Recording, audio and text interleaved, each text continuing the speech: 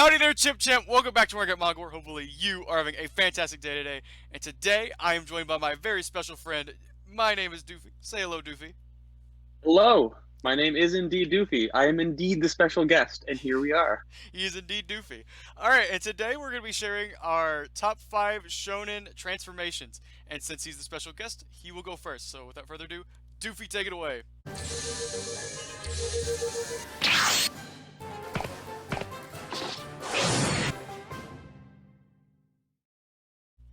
All right, let's go.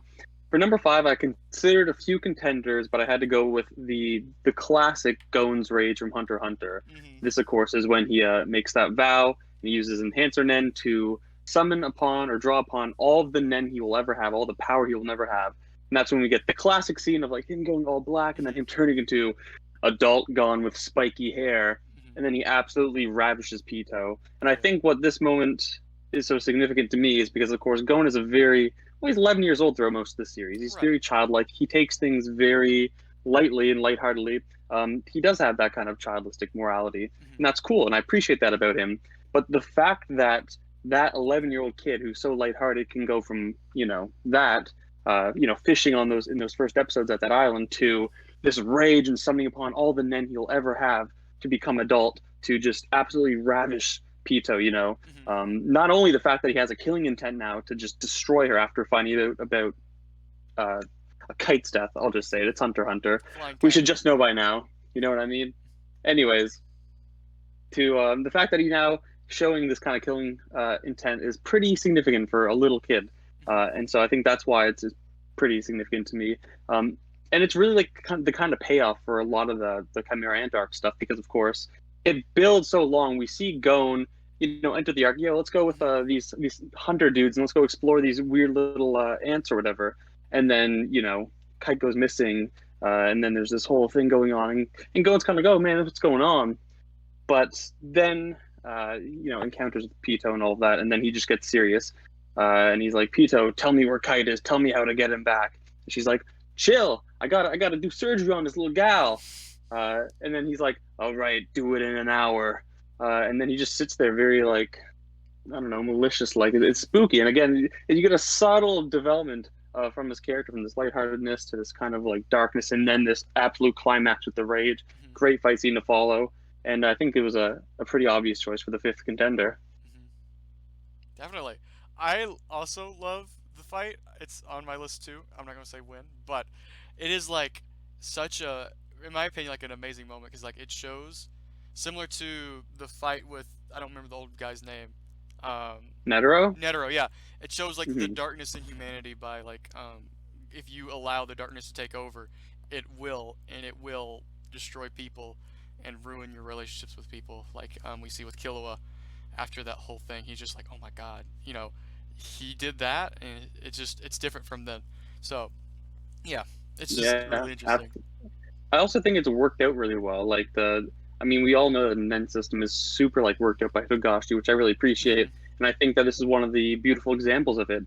I think there's such a beautiful, like, interworking logic to how this particular ability worked. He literally summoned upon all of his power that he will ever have, and that's why he was physically able to turn into, pretty much the peak of his being ever, which I just think was super cool. And it was beautiful how well it worked out. But that's my number 5 choice. So, shall I do my number 4 as well? Absolutely, just go through the whole list. Let's do it. So number 4 is from Blue Exorcist, and this is when Rin enters into his demon form, and he learns to control the blue flames for the first time. This happens in the Kyoto arc. So in the anime, that would be the 2nd season, nearing the end. In the manga, I think that's around the 8th-ish volume. I can't be certain. But I think, in particular, I'm thinking about the anime here simply because the whole anime, right? Rin is kind of trying to hide the fact that he is the son of Satan, that he possesses this kind of demonic power, because, of course, in the series, the Blue Knight is this big travesty where, Satan essentially killed a bunch of people, and it's kind of represented by blue flames, right? And this is the power that he inherited from Satan, Rin, that is. And so he hides it for a lot of the series until eventually everybody finds out. And they're scared of him for a while. So the beginning of the Kyoto arc kind of starts with them kind of being wary of Rin because of the fact that he is Satan's son, and so many of them lost family and friends to Satan. So a lot of this arc then is has Rin tried to develop and control the flames, because of course, if he just lets them loose when he grabs, the sword, everyone's just gonna die, and that's Right. gonna suck. So he trains his ass off, and it's like every other shonen kind of training session. You see a lot of frustration. It doesn't really get to the place where he wants to, and even at its best, he's the proctor. I forget what her name is like, I think it's Yoko or something. Like, probably not at all, but anyways, she's like, it's getting better, but we're still not quite there yet. Anyways, approaching the climax, the Impure King is kind of doing his due. We got to take care of him. What are we gonna do? Everyone's running away. It's not looking good, and this is really where Rin comes in clutch. Classic battle shonen moment. He draws the sword. He enters his demonic form. The blue flames come out. Everyone is twice as scared, because not only is the Impure King there, but now they see blue flames again, which is like hella traumatic for everyone. And then the girl that likes Rin, whose name I've already forgotten, is like, wait, I'm not scared. This is Rin. He's got this. And then it overtakes everyone, and they're like, it's like a nice warmth, and they recognize that it's not destructive, but it's actually eating away at like the Impure King blobbles or whatever. And they're like, whoa, that's Rin. That's super cool. And then you get a little action scene of him just ching, ching, ching, beating up the Impure King. And it just plays the most amazing soundtrack of all time at that moment. It's called Mean Creed from the Blue Exorcist soundtrack. It is like my favorite OST of all time. It is so like emotionally moving. It was just chills down my back even to think about it. And I don't know. I guess it's just that kind of excitement it builds within me that I just love this so much. This was one of the first battle shonens that I really, really got into. I remember reading it back in the day and thinking, it's a damn shame they never finished the Kyoto arc in the anime.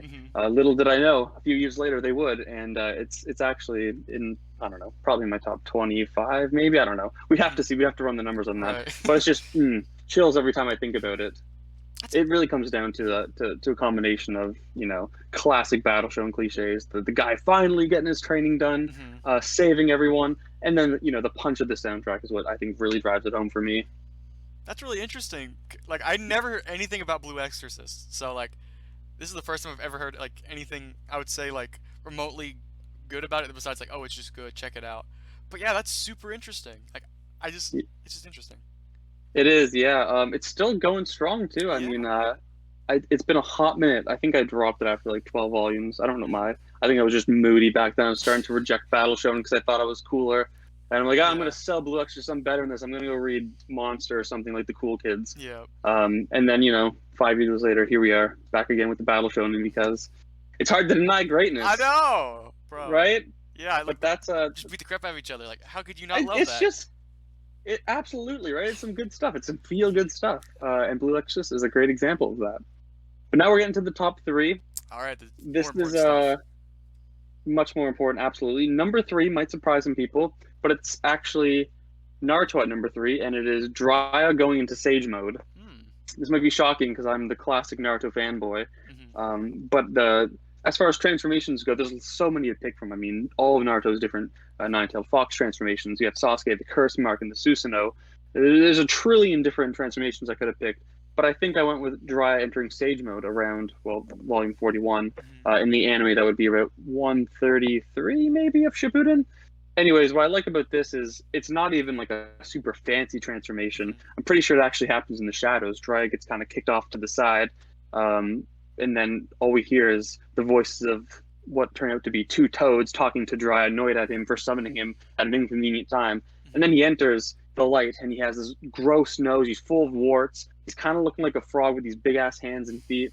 And it's his imperfect Sage mode. And I had no idea what it was. But you can tell instantly that he was already on some next level schnaz, because how fast he was blasting around the battlefield. He was really starting to put in some damage to pain, and it was really great. It was a really hype moment. For me, I think more than anything, this again was just peak Naruto for me. This whole like little period from, Sasuke breaking up from Orochimaru, getting Team Taka together, and then trying to find Itachi, and then simultaneously Jiraiya going to infiltrate the Rain Village to find out about Pain, and then inevitably losing. The frogs coming back, Naruto finding out. That whole little click, that's perfect Naruto for me. Then you get the Pain arc, which is really good too. But yeah, I guess I should focus more on the transformation. There's not much to say. He has an imperfect Sage mode. He looks like he's a human with frog features, a frog kind of impression. You know what I mean? He has some frog features, still mainly human looking. I think that the whole Sage mode mechanic is pretty interesting in Naruto. definitely not nearly as worked out as well as like the Nen system, Mhm. but I really do appreciate any kind of power system, and I do think that Naruto's is still something to, to appreciate quite a bit. So I don't know, nothing more to talk about other than just it's my favorite part of Naruto. Jiraiya is one of my favorite characters, and it's also a pretty nostalgic scene for me. Mhm. So it's got that the three piece going for it. Interesting. How old is like that scene? I would imagine like 2007, 2008. Oh man, that must be. I want to say around 2010, 11. I Oh, can't okay. say for certain. If I could find a date on this volume in 5 seconds, then I think I'd be able to tell Mhm. you. But I would not. I would certainly not stall the video for the sake of finding this. Other videos I might stall, but not Mhm. this one. Um, no, I can't find it. But I will say that Oh, it has some pretty cool stickers that I never took. oh. Uh, so When pretty did they have pog. stickers in books? Like that's I have they no need to do idea. that again. They do. This is pretty cool, actually. Oh, this is actually 2009. Oh, Yeah. okay. So Not you're familiar. pretty spot on with that one. You knew better than me, apparently. So Yeah. good on you. Thank you. All right. That's number three. Mhm. What's your kind of familiarity with Naruto, anyways? You're asking the wrong person, brother. I've read None. none. Yeah, I watched like the Yeah. first episode of the anime, like when I was like Hmm. really young, and Yeah. I have like very sheltered parents. So like when Naruto went into like his sexy form, we are like, we can't watch this. My mommy wouldn't allow me. So, Yep. I Yep. then picked it up later, at a library, and I picked up volume Hmm. 4, and I enjoyed it, but it wasn't Hmm. enough for me to Hmm. like say I wanted to read more of it. It's Yeah. something I do definitely want to read the first 27 volumes, the pre-time skip stuff, because that does Yeah. interest me to a degree. Like the Chunin exams, hearing about like the Chunin exams and like how they're supposed to cheat and stuff, I was like, that's freaking brilliant. Yeah. I'm like, I gotta It's check it out pretty now. well. So, I always thought that I know people like to criticize Naruto for being the Hunter x Hunter ripoff, but mhm, as far as exam arcs go, the Chunin exam is probably like the best I've ever seen. mhm, I think it far surpasses the Hunter exams. Again, I think like you pointed out, the whole notion of like you're expected to kind of cheat to win. Like mhm, that's really how you're gonna get an advantage because the questions are so hard that they kind of just land like just give you as many hard questions as possible, but at least one you should probably know anyways. mhm, And if everybody in the room knows one of the answers, right, you mhm, just got to know how to get them from other people without getting caught. mhm, So it's pretty cool watching them, you do different ways to steal without getting or cheat rather. yeah, But then you get the actual tournament part, which is mhm, like, for my money, the best in all of Shonen, Battle Shonen at least, mhm, because I don't know. I think it really benefits from the animation if mhm. you ever get to watch that because the fights, the choreography is just stunning. Some of the best in anime, I'd even say at that point. Really, I've watched the Rock Lee fight, like bits and pieces of like the Hmm. Rock Lee fight, and like I've seen Hmm. some parts of it in like those goofy like 2008 AMV videos with like Numb in the Hmm. background. So Yeah, yeah, it's definitely like something I really need to check out. It's just it's on my list, a very long list, but absolutely. I'll definitely check it Yeah, out. yeah. No worries. I am always hesitant to even recommend Naruto because like Really? 700 episodes in total, 700 Yeah. chapters. It's quite the investment, Mhm. and I also fear that the farther along the whole genre gets, the more used these kind of tropes will become, Mhm. and then it'll be more difficult to recommend people getting in now with like Jujutsu Kaisen and like Attack Mhm. on Titan. If that's all you've seen starting off with, trying to go back to recommend Naruto, I think you kind of lose a lot of why it was special at that Mhm. time. Don't get me wrong, I still think that Naruto holds water Right. today, but it's just a little more difficult Right. to recommend 700 Mhm. chapters to someone. For me, But yeah, I've never had like a problem with like long series. I mean, I read One Piece and Blanche, so like it's just solid. So, yeah, yeah. especially like It's just a question of how many long running series you're willing to manage. yeah, because then like you'll have your Battle Shonen shelf. It's just like 3 series, and you're like, here's my collection. It's like, okay, it's just 3 series. I'm like, yeah, I love You them. know what? Unironically, back in the day, like in 2014, every Hmm. collection video I'd watch would be you'd have a whole shelf of One Piece, a whole shelf of Naruto, a whole shelf of Bleach. Like that was everybody's collection. Hmm. They'd be like 500 volumes, and then literally like two-thirds would be Naruto, Bleach, One Piece, and Hmm. it's cool. But like it's you know, where's the spice? I You know know, where's the where's the spices. right? Exactly. But no, it's cool. It's Hmm. cool. Good stuff for sure. Shall I move on to number two? Go ahead. All right, let's do it. This one might be a little bit of a cheeky pick, not entirely a traditional type of transformation, but I Okay. have from Roni Kenshin when Kenshin Ooh. transforms into the Batosai. Um, we could even question whether or not he really does transform into the Right. Hold Batosai. up. Most people would Does it probably say he happen? doesn't. Does it happen in that volume? Yeah, Oh my god, that's the next volume I need. this one right Oh, here. Oh yep, volume no! 7. No, you can Should I spoil ask? the frick out of me. You can spoil the frick out of me. I don't Oh care. damn, it's a damn shame. But But okay, I'm gonna get to it. I'll go light on it. I like the scene because, of course, Kenshin, as we all know, bears this tremendous weight on his back Right. of, that the sins of that he committed during the whole revolution, Mhm. and he finds it very difficult to deal with that. And so he, has the reverse blade sword. That's one way. He vows never to kill again, Mhm. and he lives as a Roni, Mhm. a wanderer, really. And then, of course, he meets Kaoru and whatever. He joins the dojo, and they have, their little thing for a while. They make Yahiko, and it's all fun and good, and they're all chilling out. This is, the goofy Himura. Mhm. You'd never know he was the manslayer Batosai, but around well, actually, you would by this point because, of course, there's that other dude Mhm. that he with the big ass hat, also from the Revolution, Mhm. another Batosai, I think. Anyways, number 7, that's where we get Saito, Hajime Saito, I think is his name. Mhm. He enters the picture. He's a police officer, Mhm. one of my favorite side characters in all of anime and manga. But at this stage, he just kind of enters as a part of the police force, Mhm. who was also part of the what's it called? The Revolution. He was a part of the Mhm. Shinsengumi, which was one of Kenshin's like classic enemies. So he Mhm. fought with Saito a lot back in the Revolution. Saito, unlike the last guys Kenshin fought with, he's a good guy. He's working with the police, and Mhm. so the police tell him to go like spot out Batosai, just test, see how strong he is. Like, what's he kind of up to these Mhm. days?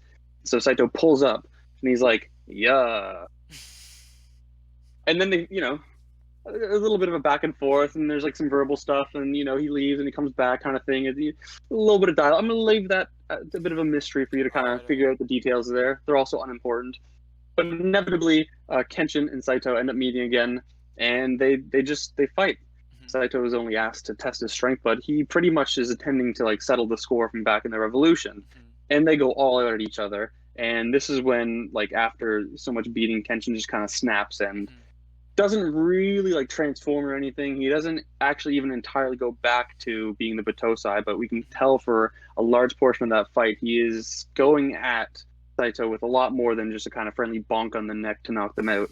Mhm. You can tell he's actually like fighting for his life and possibly even to kill Saito. Mhm. It's not until like Kaoru shouts out to him and like a government official stops them that that the fight ends and then Kenshin snaps back to normal. But nonetheless, I consider this a transformation scene because Mhm. he's a complete transformation of his character. Again, Right. much like with Gon's Rage, you have the lightheartedness towards this absolute devastation. Likewise, Kenshin is this goofy kind of guy chilling around, Mhm. and with the fight with Saito, it's just like the look in his eyes, the way he's moving, the way he's attacking. It's Mhm. just a completely different guy. Is this a cheeky pick for number 2? I mean, maybe, but like it was so good that it's hard to not put it on here. Oh, that's totally a transformation. It's just like more of like an emotional one or like a mental one, rather than like the physical ones that most shonens show off, which I think is super dope Absolutely, and makes me super yeah, hyped to jump back into Rurouni Kenshin when I find should be. the next volume. Oh yeah, baby, it's good. It's good. What do you think of Kenshin so far? I freaking love it. I love Kenshin I'm as a glad. character. He's one of the most unique characters I've seen in shonen. And for one, he's 27. Like that's already whoa, you know. And Yeah, then you like gotta love his that. he's like a very light-hearted and like wisdom-driven type of character, which is something you don't get. You get a lot of characters that already like are like going through a character arc, right? And I know Hmm, Kenshin hmm. does go through one, but like it's never like that way. It's like I'm growing as a person. He's more like I Yeah. have a past that I'm dealing with at this specific moment, rather than like Hmm, something like Luffy or Ichigo who's dealing with that right now. It's more like hmm, a hmm. past thing, if that even makes any That makes sense. sense. Yeah, and also like the nature of the development is different, right? Yep, Because that's what I with meant. like Naruto, he goes from like immature, and then over his the course of however many volumes, Hmm. he comes into maturity after taking on so much responsibility, Hmm. learning how to interact with other. So it's it's a transition pretty much from like the spirit of adolescence to an adult spirit. Of course, Hmm. obviously, I think in part 1 he's like 14, part 2 he's like 17. Hmm. So you're not actually like adolescent to adult, but Hmm. the idea is that holds. Unlike with Kenshin, he is like mature from the get go. Like Right. he likes to be goofy, but whenever it's time to be serious about something, he'll be serious about it. Hmm. So it's not that kind of transition. But the farther you go into Kenshin, you see a lot of development in the Kyoto arc. Hmm. But if you ever get to the Jinchu arc, my probably favorite, if not second favorite arc in all of anime and manga. Well, just manga because it doesn't have an anime adaptation. Oof. That is tremendous. You're going to see Kenshin at its all-time low, at its all-time high, and just the development there and the absolute perfect conclusion to a character arc is found in that final arc. So Yo, be prepared. that's the stuff go through my veins, bro. Like that's the type of crap I Yeah. want.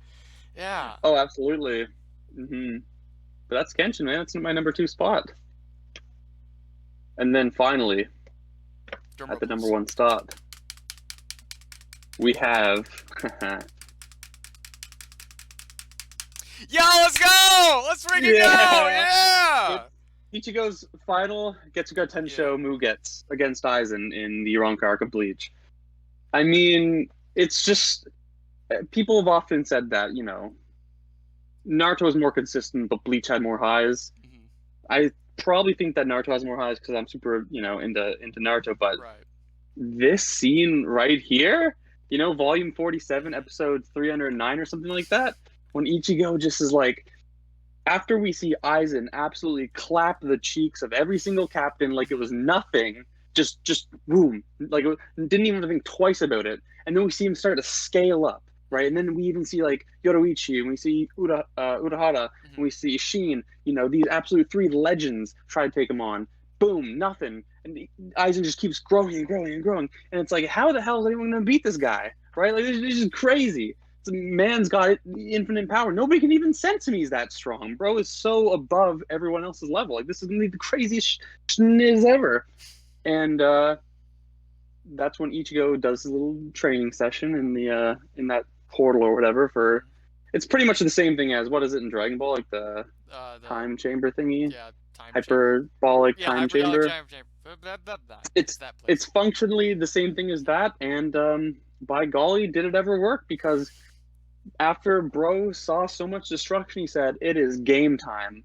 And this is when we get the final Getsuga Tensho. He uses Mugetsu. He gets this absolutely badass form. Yes. I mean, with the long black hair, he becomes his Zanpakuto. It was so cool. And then he kind of like, I don't know, creates out of like, not thin air, but out of this Reishi, spirit energy, a sword. And that's what he uses. I mean, Aizen is using literally like the strongest Kido.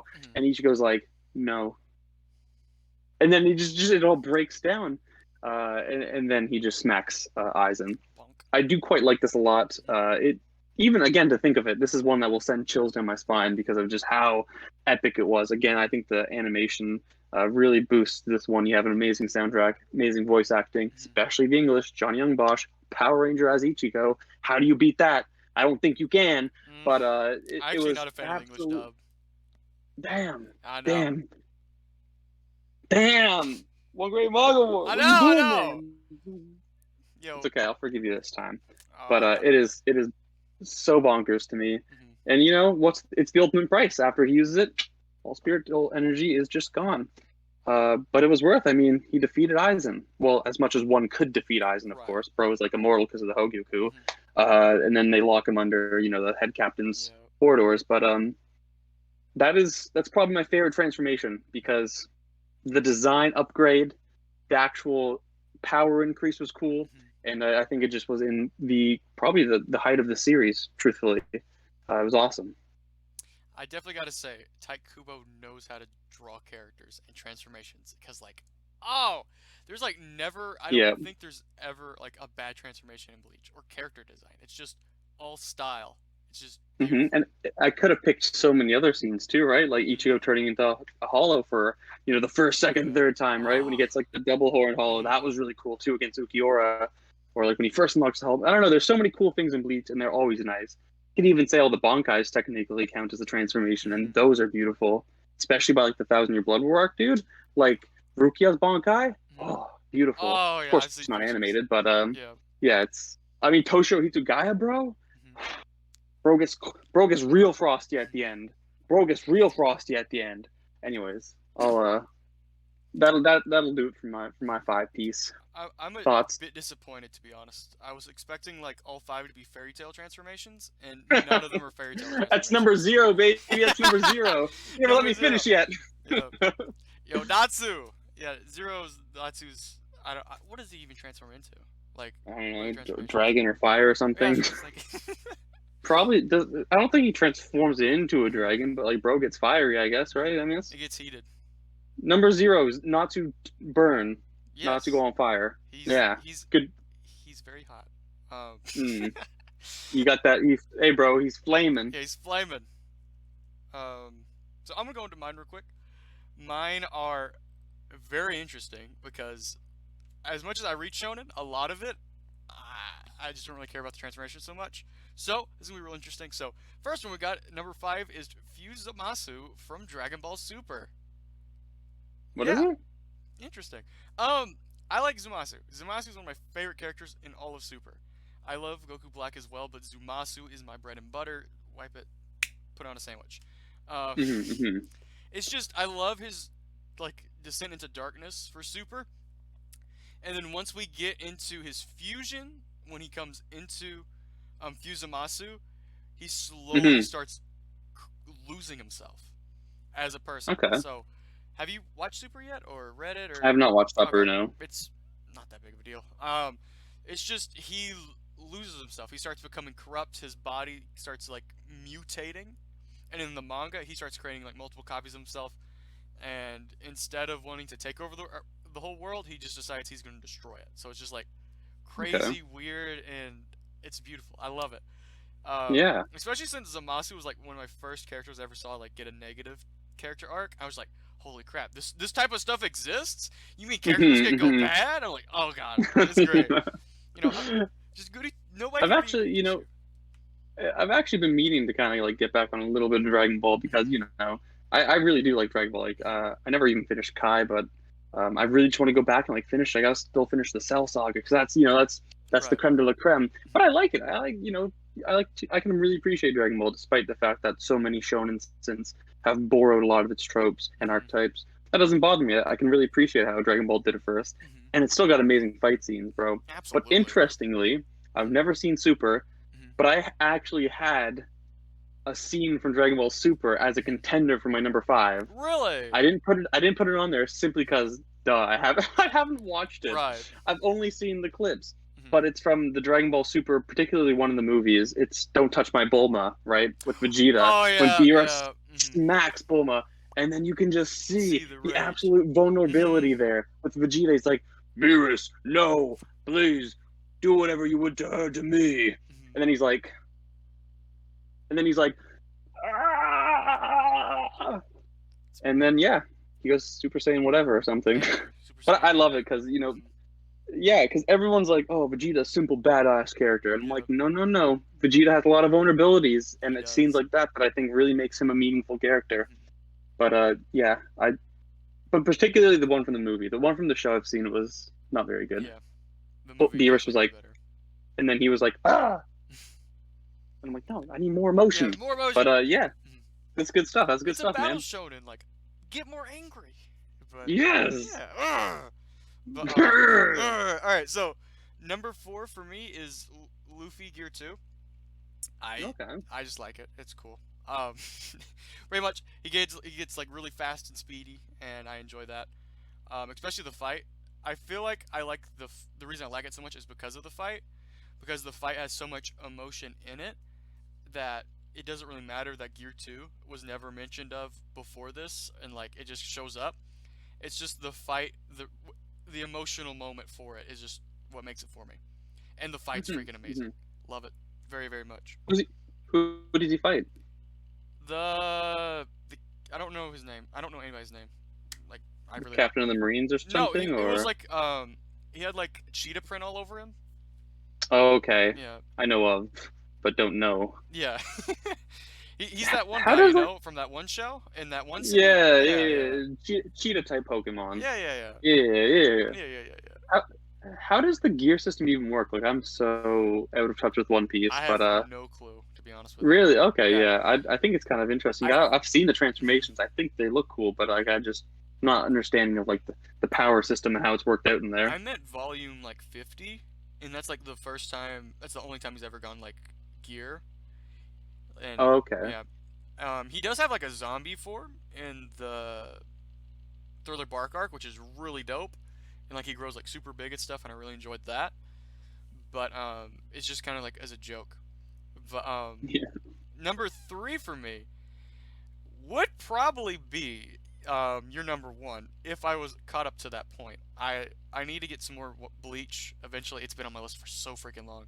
But Hmm. it's the original Getsuga Tensho of Ichigo in the fight with Byakuya. It Yeah. is so Yeah. freaking cool. Just he's super It fast, is going. amazing. He's like, holy crap, where you go? Yeah. Where you go? Where you go? And especially in the manga, it's done so well. Like, it's meant to show like speed and like how do you really do that in a manga? But like Tai Kubo masters it. It is freaking amazing. Yeah. It And is. watching him slowly grow through that whole arc, and learn how to use his Getsuga Tensho and his sword and all that stuff is just freaking awesome. I love it. I That's when I first fell in love with Taikubo's character Hmm. designs. Because, like, regular sword Ichigo with, like, the big sword, Hmm. he's cool looking, but, like, that sleek black coat with the small Yes. sword and, like, the Hmm. red kind of accent, that was like, holy Ooh. snap, this is perfect. And that's another And it only thing goes up from there. he's really good at is Taikubo is like it starts out as this big bulky sword, like he isn't able to control himself as well, like that's what it's meant to show off, and then like he starts getting control of himself and it comes like a really small sleek black sword, and Hmm. it's great, it's freaking amazing. But It is. yeah, all right, so my number 2 is your number 5, which is the Gon Yeah. transformation, and I Hmm. really enjoy it because I feel like anybody can really relate to that scene. Sometimes we have like moments of like weakness where we're like, I'm getting rid of everything. I'm just done, right? And I'm just gonna just let go and just be an awful person. Or like like you're Hmm. doing Hmm. your like you have all these habits you're doing, and then like you're just like, I'm done with it. I'm not wanting to feel it today. And, that's what Gon kind of does is he just like drops everything he ever's worked for just for this one moment. For this one moment, you're like, do you really want to sacrifice all that just so you can have this one satisfying moment in your life? And for Gon, he really doesn't care. And Hmm. I'm like, hey, buddy, that's not a good idea. So Yeah. I appreciate that part mostly. And when I watched it with my brother, like the room was dead silent. We're usually like talking crap and just like making jokes through the Yeah. whole anime on whenever we're watching, and then it just goes silent when it happens. We're just like, dang, like holy crap. Damn, yeah. I think my only issue is I've only seen the anime for Hunter x Hunter, Mhm. and in the anime, Kite doesn't have as much of a presence Mhm. simply because he's alluded to like throughout, Mhm. and we learn more about him in the beginning of the Chimera Ant, Mhm. obviously, but to He just me shows up like it right never makes when the enough camera ant. sense why it was like Gon was Mhm. so crazy over Kite particularly. Because I mean, again, if I'm just trying to go to like my 11-year-old mindset, Mhm. if somebody's like, "Oh, I was a friend of your father's," I'm like, "Oh, cool," and I don't Yeah. care. And I might have like one memory of them. I'm like, "Oh, it was pretty cool of them." Mhm. Uh, and if I hear that they die, I'm like, "Oh, it sucks." Yeah. But Gon literally like was willing to risk it all like for this Mhm. guy. So I do hear in the manga he has like Kite has more of a presence right off the bat, and I Mhm. think that would be pretty I good believe it's the actually. first chapter that he gets like Yeah, shown I off. Yeah. I have heard that, yeah. So I mean, I don't know why the anime opted out of that. Maybe Yeah. I missed it. I'm a big dodo, but There is like a they do the flashback in the Chimera Ant arc rather than in the yes. beginning, so that's where it kind Uh, of screws up in my opinion, and that's a lot bad. of Yeah, people's opinion. that's bad choice of the Hmm. anime. Togashi knew what was best as always. Always, Yeah, except for but Chimera Ant arc in the middle, just all that mess. All right, so the final one. This one you do not know it. I 100% believe you do not know this, and it's beautiful. All right, so my final one is not one transformation; it is many transformations. And for number 1, we have every single Bobobo-Bobo-Bobo transformation. Yes. As a joke. This isn't like a joke thing like, oh, it's funny. No, it's just I love Bobo-Bobo-Bobo-Bobo-Bobo. okay, Yeah. I freaking love it. go off. So, in Bobobo-Bobo, it is a parody of Shonen. So you're gonna get Hmm. a crap ton of like fusion transformations or normal transformations or just people getting angry. And it's all played for laughs. And it is Yeah, what I consider one of the best brain dead shows you can turn on. It's I just like that. nothing makes sense, and that's perfectly fine and freaking hilarious. they'll make a joke about a character dying, even though he's literally right there. And he's like, no, he died. He's like, hey guys, I'm over here. And they're just like, oh god, no. And then like he'll transform into like this super crazy strong guy with his nose hairs, and then like beat the crap out of him like one hit. And it's just, it's beautiful. It truly is. And that's not just like one scene. That's like, oh, they're going to keep playing it off as a joke, right? No, because they then try to figure out different ways to make the transformations like make more sense. So like they'll do like fusion, or like they'll combine together to make like the super robot or something. It's just super creative in how they do it. And every time they transform, it's funny. I don't understand it how they do it, but by golly, Bobobo-Bobo-Bobo, even as a parody, does transformations, in my opinion, near perfectly. And that's why it's my #1 pick. Okay, go off. I respect it. I've never really watched. I think I've encountered a few episodes of it as a kid. I had a phase where I guess when I first started getting into anime when I was younger, after I'd watched Naruto, I started to go back and like I'd rewatch in full a lot of the shows I watched when I was younger. So I'd like watch Shaman King and Zatch Bell, stuff kind of like that. And Bo inevitably ended up in the recommendations because it very much occupies a similar space as those shows for whatever reason. But I never watched it. Though in my trillion Shonen Jump magazines down here, I do believe it appears in a bunch of them. So I wonder if I have the issue where it debuts, because that'd be pretty cool to read a bit of. But I'm kind of inclined to actually like watch or something of Bobobo. The manga for Bobobo-Bobobo in English starts at a random volume, just like randomly, which in my opinion is the most Bobobo thing to do. But if you don't, if you want the actual story, it kind of sucks because it just takes like starts at like volume like 4 or 5 and calls it like volume. What? Yes. Weird. And then it does like 5 volumes and it just drops it. I feel like I've seen spines of Bobobo-Bobobo with like no numbers on it. No, it's Maybe got I made that numbers up. on it. Okay. But that is interesting. I don't Maybe know. you got like an Yeah. exclusive like never foreseen Bobobo volumes or something. I think it was like in a lot on an eBay listing, and it just said Bobobo-Bobobo, and it didn't have a number. I'm like, strange. I thought that was kind of like a series. Didn't realize it was like, why is it only like one volume, or is there something wrong here? But it could have been covered up by tape. Could have been, I don't know, maybe like I have these zombie powder volumes, and some like the previous owner has this weird dot on it. I don't know why. It's so odd, so obscure. But maybe there's something going on like that, and it just happened to cover the number. I don't know, but I don't know. I'm pretty interested. The anime is like 54 episodes long, right? 76. Or something like that. 76. 76. Okay. It doesn't cover the You whole watched... series, but it's like solid the whole way through. Did you do like the double feature? You watch the anime and read the manga? The dub is actually amazing. It is truly amazing. You're really speaking to me there when you say the dub was good. Let me tell you why. The show is so over the top. You could tell every single voice actor is having a blast play each of these characters, and because of that, it's just amazing. They're giving their best because it's stupid and fun, and they're loving it, and I appreciate that. I love that. Yeah. So yeah, that is my top 5. Doofy, do you want to repeat your top 5 for anybody who's forgotten? Yeah, absolutely. Number 5 was Goen's Rage from Hunter x Hunter. Number 4 was Rin Kumaro Controls the Flames from Blue Exorcist. Number 3 was Jiraiya turns into Sage Mode from Naruto. Number 2 was Kenshin turns into Batosai from Rurouni Kenshin. And number 1 was Ichigo uses the final Getsuga Tensho from Bleach. Poggers! Alright, thank you for coming on, by the way. And his thank you for having me. Channel will be in the description down below. Go check him out. He is a fantastic creator and a fantastic guy. And with that, my friends, thank you for watching. Hopefully y'all are having a fantastic day, my beautiful, beautiful Chip Champs. And as always, go out there and read some manga, my friends.